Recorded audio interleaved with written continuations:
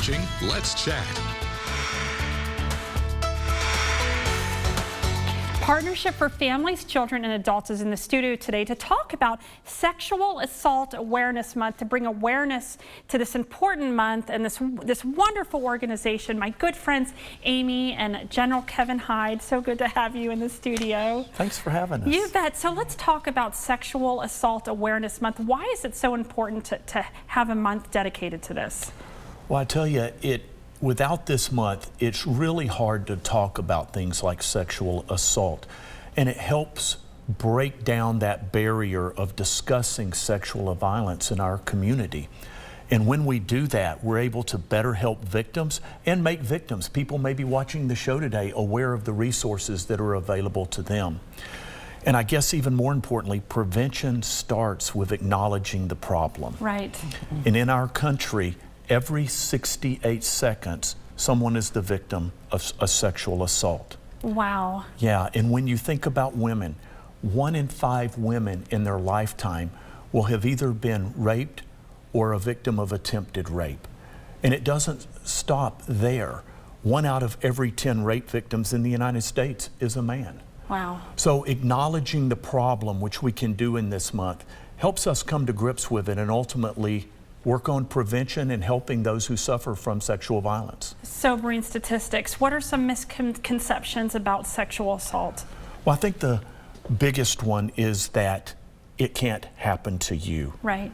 Sexual assault impacts all people across society, regardless of your gender, your social economic status, or any other criteria you can apply. It impacts everyone.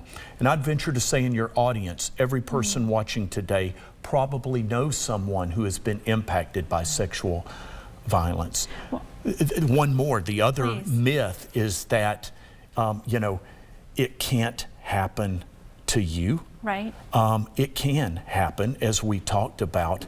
And the other myth is that people say, oh, it's always someone I don't know that's the perpetrator.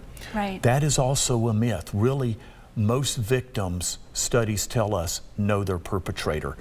And when we can address these myths, we can talk about the problem and then work to get to solutions and help people. Right, and speaking of, impact, talk about the effects, the lasting effects a victim of sexual assault can have. So unfortunately, sexual assault has ongoing and long-lasting impact to you, both psychological with PTSD, flashbacks.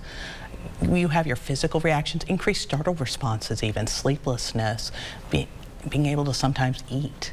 And then of course you have your emotional, your guilt, your self-blame, your shame, your Right. doubt on the situation. The self-blame and the shame. And imagine that not treated. What could some of the long-term effects be with employment, family? With everything for the rest of their life. So that's why treatment is so important, and that's why getting help, seeing a therapist, talking to people and working through it is so important. Now, we've covered the Rape Crisis Center. I've had the great honor of working for Partnership for a little bit and seeing it firsthand. Talk to me about how individuals, maybe the treatment they can receive at Rape Crisis Center, why this is so unique in the community.